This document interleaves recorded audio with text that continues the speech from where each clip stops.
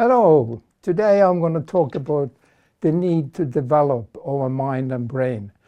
I think it's obvious that without developing mind and brain, we cannot have a sustainable world. So this is my topic, and I'm pleased to be here talking to you. I have worked for many years on research on people performing on the top in the world, and together with a professor in USA, he's a brain researcher, he's called Frederick Travis, and we've written this book, Excellence Through Mind-Brain Development. And here there is a recommendation by David Lynch, the filmmaker, who many of you may be familiar with. So the previous book is a more scientific book, therefore we also wanted to make a very simple and short book. And this is what we call a world-class brain. This book is very easy to read. So we have done 4 studies on comparing world-class performers to average performers. First study was world-class athletes. They were really world-class. They had on average 11 medals in Olympic Games and World Championships. Most of them had gold medals in both World Championships and Olympics. Then we looked at top-level managers. They were managing companies, and they had a broader view. They also felt social responsibility, and they were concerned with moral action and behavior. And then we looked at professional classical musicians. They were engaged by the Oslo Philharmonic Orchestra, or the Gothenburg Symphony Orchestra in Sweden, or the Norwegian Opera. And they were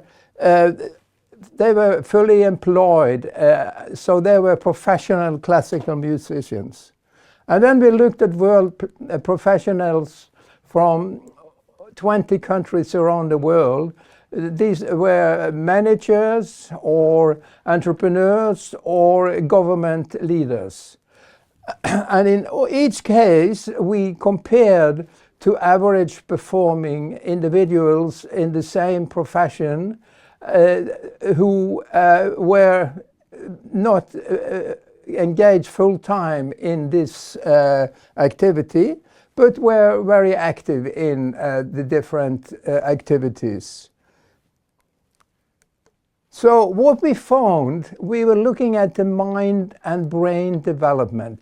You have probably heard that as a human we are only using a small proportion of our mental and brain capacity. William James, the founder of American psychiatry, he used a very simple picture to illustrate how little we use of our potential. He said it is as if we have been given the whole body, but we are only using the little finger.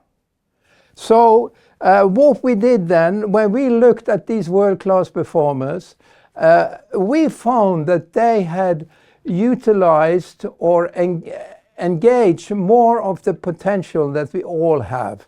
And we looked at the level of mind-brain development, and they had almost twice as high level of mind-brain development as the average performers. And this is, by the way, highly statistically significant findings. And they were published in leading journals. So we are looking here at the kind of root cause of high performance. Now, to explain the difference between the world-class performers and the average performers, let me consider a picture of the levels of the mind that we all have as human beings. On the most superficial level, we have behavior, and that is using our senses and our desires, oh, I'm feeling hungry now, or I like to call a friend, or something like that. And then we have the lower self, which is on a deeper level, and that's a thinking mind. Thinking where I'm going to go now, what do I want to do next, for instance. And then the deciding intellect, which is guiding the thinking mind. And we see here as a red line underneath deciding intellect, and that is because for the majority of people today, about 80% of adults, this is the deepest level that we are consciously aware of. The deeper levels are beyond conscious reach for most people in today's society. And first, that's the feeling level and the ego, the individual experiencer. A person who is very aware of his ego is what we call a self-actualized person. That is a person who really knows himself, what he stands for, or she stands for. And then beyond that, we have the higher self, the transcendental consciousness, which is the consciousness which is fully awake, but there is no activity sometimes when you experience it in itself, or it could also be that you are able to act from while established at that most fundamental and expanded level of consciousness. And this is what we found in our research, that about 85% of the people we investigated, both the world-class performers and the controls, had at least one experience of the higher self in their life. This is what we call a peak experience. The term was coined by the famous psychologist Abraham Maslow, who said that these are the most, when we have this experience, these are the most happy and fulfilling moments in life. And what we find is that we found, and Maslow predicted, in fact, that the experience of the higher self is very often associated with performing at your very best, at your very top. So let's look at today's ranges of psychological development based on the level of on the model of the mind, the levels of the mind that I've just presented to you. And this is the development range here. And we have three, within the psychology, there are three major levels or ranges of development. First is the pre-conventional, which is normally found in children and also, in fact, very often in criminals. These are people that are only thinking of themselves, and they're not concerned with the welfare so much of anybody else or society. Then we have the conventional. These are the people that follow the norms of society. And that is actually related to having become consciously aware of the thinking and intellect level. The pre-convention is more or less restricted to action, senses, and desire, the more superficial levels of our mind. And then finally, we have the post-conventional range, where one has made lively the feelings and the ego level, and that is people who are have a very mature psychology. So let's look at today's situation. Typically, I'm now quoting research by Löwinger, for instance, a researcher in the USA, and Susan Kreuter, another researcher in USA, who have been investigating this development for many years. So the approximate percentage of today's adult population that are at the pre-conventional, and we are talking about adult population, we're not talking about children here, we are talking about people who have grown up, and we find that about 10% of people, adults today, are at the pre-conventional range of development. as I said, this is quite often where you would find criminals, for instance. And then at the conventional level, there is about 80% of the adult population who are operating at that level. And then at the post-conventional, it's only about 10%. And if you look at the upper end of the post-conventional range, we find ego integration, or Abraham Maslow's term, self-actualization. And that is only about 1% of the current adult population. These numbers, of course, are approximate, and they can vary from, to some extent at least, from one country to another, I assume. But it gives you, even though they are approximate, it gives you really a good picture of the state of affair in a very, very fundamental way in our current society. So let us continue and look more in detail about the life perception, the way we experience our life, the worldview we have in terms of those two major, most common stages of ranges of development. The conventional range of development, which, don't forget, was about 80% of our population and adult population, and the post-conventional individual, which is about 10% of our current population.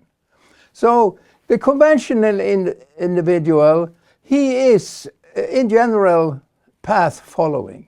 He's following things that are established in society, and while the post-conventional individual, he is pathfinding. He is always questioning, are we really doing the right thing here? Can we do things in a better way?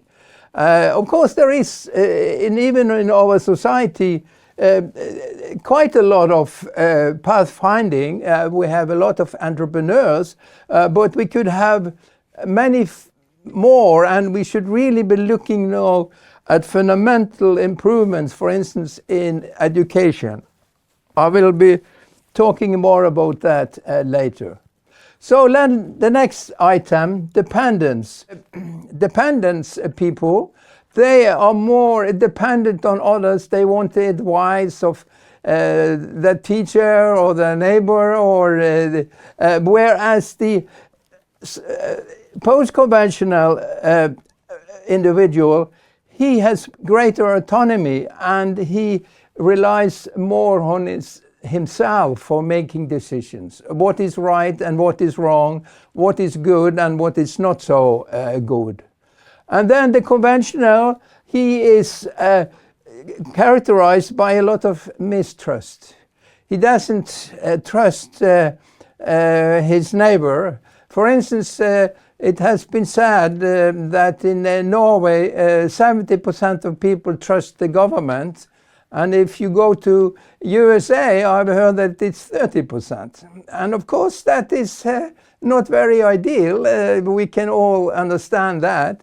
So the post-conventional, he is more characterized by trust. He trusts people. He's not so thinking that people are trying to trick him or something. He will trust himself more, or herself more also. Then the conventional, that the world reality is controlled. We have to control other people. We have to control our children. Whereas the post-conventional individual, he is more into collaboration. Yeah. So then going on, continuing on, the conventional person is concerned with win-lose interpersonal strategies. And this is a very important point, actually, because whereas the post-conventional, he is into or she is in a win-win reality, and he is or she is looking for solutions that is satisfactory for everybody. But if you are into win-lose, then you can understand all the conflicts that we are reading about in the media every day. And the most extreme win-lose scenario is a war. A war is when you say, I'll be happy and you'll die. That's the basic assumption. So it's the extreme win-lose situation. And we see, unfortunately, quite a lot of wars going on in the world today, which is actually quite natural in a sense. When we have a reality, when people are thinking win-lose in their interpersonal strategies. This reality is concerned with the narrow craft perspective. It's the specialist who knows everything about nothing in the extreme. But this person has a greater wholeness. He or she could also be a specialist, but they have a more broad perspective together with their specialized perspective of their profession. Stereotyped thinking and attitude, that's kind of oversimplifying the way we are looking at other people and reality. This here is more open, reflective, tolerant, moderated attitudes. And for instance, you find this in political parties. You know, what this party is saying is very good and what the other parties are saying is no good. It's just an oversimplification of reality, unfortunately. And this, again, is a very important point: reactive and treatment, proactive and preventive. When if you read the media, almost every day, it's problems that are already existing. It's very rarely you can read, well, somebody saying, if we don't do like this, no, we're going to have a problem in half a year or in 2 years. There are some cases, but it's far too few of them. And if you look at health, this is very evident. You know, first you get sick and then you go to the doctor and he or she is supposed to give you pills to make you well. But this reality, you are looking after yourself, what you are eating and how much rest you're getting, how much exercise you are getting. And of course there isn't a movement, if you look at the health sector, from this one to this one. No, I want to also stop here and make a very important point.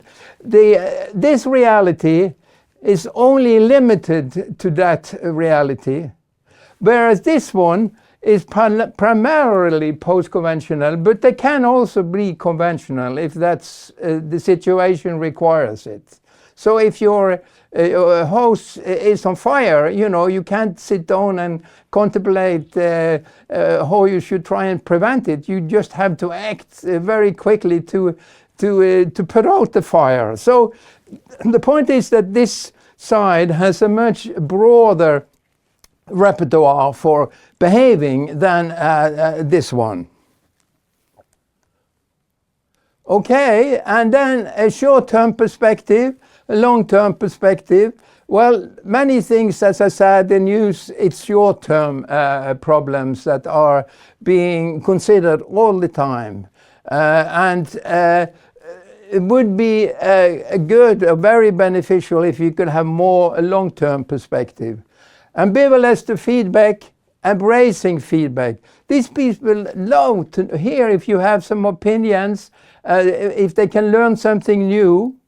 Externalizing blame, that means you are always saying, well, it's the other person or persons that is the fault. This is more taking responsibility for own life. So, I mean, for instance, the wars, they are saying, well, they are the bad ones, they are bombing us, and so it's their fault. So we are justified in dropping bombs on them because that's what they are doing to us. There is not much of this, unfortunately. Ethics based on following orders and norms. This is, of course, okay if the norms of society are acceptable. But if the norms are not very acceptable, like in some societies, it seems that the war is accepted. and killing people in the war is accepted, then you really have problems. Here we are internalizing what is right and wrong, irrespective of what other people are saying and thinking. You question inside yourself, is this right, is this wrong? Of course it has to do with a fine feeling level often. What you feel is right, what you feel is ethically right, for instance, what you feel is ethically wrong. And then this is focused on problem solution. First the problem arises and then you have to solve it, and then another problem arises and you have to solve that. This is more focused on problem finding, on the underlying problem. What is really the basic problem here is, like, for instance, if you consider crime in society, and some areas in some major cities are very crime ridden, then you can focus on all the crimes, trying to solve them one by one. But this will say, well, there is something fundamentally wrong here. There is some underlying social stress that we have to get rid of. That's the only way we can really solve these problems. Efficiency, doing things right. Effectiveness, doing right things. Well, this is related to the previous, and these people are really questioning what's going on here. Are there any more basic fundamental changes that would make life better? And so, socially derived self-identity, internally derived self-identity. Well, the socially derived self-identity, they want to have a big car as possible, and a big house as possible, and as much money in the bank as possible. But these are not necessarily, they don't mind having those things also, but they are more derive their identity from who they are, the values they have, what they are doing. Is it a meaningful job? Does it really do something to make a better world, and things like that. And this is extrinsic motivation, beating others and gaining money, fame and power. And of course, you see that very clearly in sports, especially soccer. It's so much this extrinsic motivation. Intrinsic motivation is more happiness, autonomy, mastery and purpose. It's much more subtle and much more life-supported, because everybody can't be extremely rich, but we can all have a meaningful life, like in the society in Norway, where there is a lot of justice. We can all have a really happy and good life. This is not so good at preventing, handling stress. This is much better at preventing and handling stress. And of course, the root cause of many of the problems we see in the world today are stress. For instance, war. It's known in the science of conflict resolution that it's a collective stress that underlies war, and we have to be much better at handling and preventing stress, and these are really very good at that. So then let's look at moral development, which is of course a very important factor in life of both the individual and society. The pre-conventional, they are egocentric. They are thinking only of themselves. They're walking down the street and they see a nice car, and I say, I like that car, and they sit in and they drive it away. These people are the conventional are sociocentric. That means they are listening to what is accepted in society. And as I mentioned before, if what is accepted in society is good, then it works. But if it, for instance, is accepted that to attack somebody in a war, if that's accepted in society, then this one it doesn't work. It's then it really can bring terrible problems, disasters, like we see with the wars going on in the world today. And these are world-centric. post-conventional. When they are doing a behavior or something, they are thinking for the whole world. Is this good for the world? Is it good for humankind? And that is, of course, what we need to make the world sustainable. Being sustainable means that you have to, in your daily activity, think of how you are contributing to the whole world, to make the whole world sustainable. So what I'm really saying in this presentation is that we can only solve the basic problems of the world today, like pollution or global warming or wars or inequality, by making many more people post-conventional. So let's summarize and look at what we need for a better and sustainable world. We need more ethical behavior. If you are behaving ethically, then war is an impossibility. And the same with empathy. If you have a substantial empathy, love for others, you wouldn't be part of a war. And more happiness also. These are very related, of course, and they have got to do with unfolding our heart or feeling level. More playfulness, yes, that is, and you do find in the world-class performers that we were looking at, that they were often very playful. They found it very meaningful what they were doing. They were not doing it, even the sportsmen, they were not primarily doing it for winning. They were doing it because it gave them such a lot of satisfaction to perform on a very high level. And we need to be more inclusive of others, especially of people of different ethnic background and different religions. We need to really look beyond these differences, which I think often are very superficial, the differences.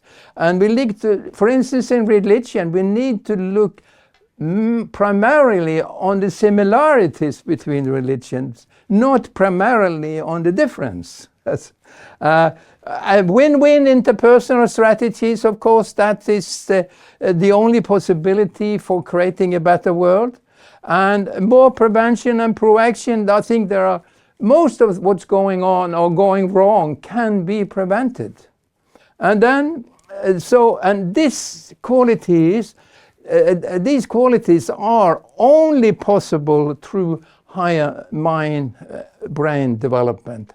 I repeat that these qualities and many other qualities needed to create a sustainable world are only possible through developing more of the potential, to unfolding more of the great, huge potential that we as human beings all have. This is the key to making the world sustainable. So then the essential question becomes, really essential a question, how to develop mind and brain.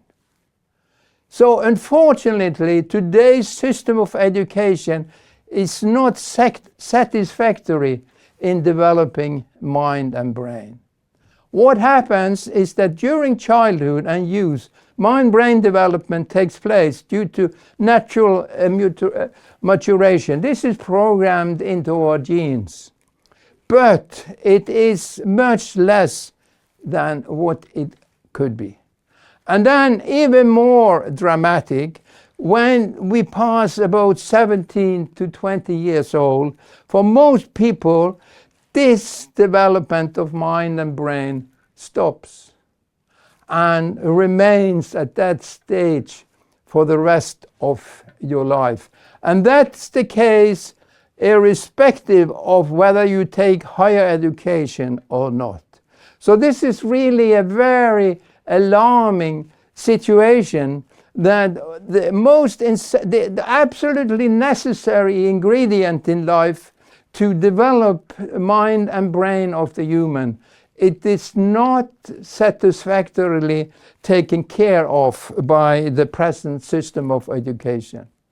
So let's summarize then and say that without education that satisfactorily develops the student's mind and brain, it is difficult, well, I would say impossible, to imagine that we can solve today's many problems. The essential question is therefore, the billion dollar question is therefore, how to develop mind and brain. And I will leave you with that question because it is really something I would like you to consider and contemplate about this basic factor missing in our society. Thank you very much.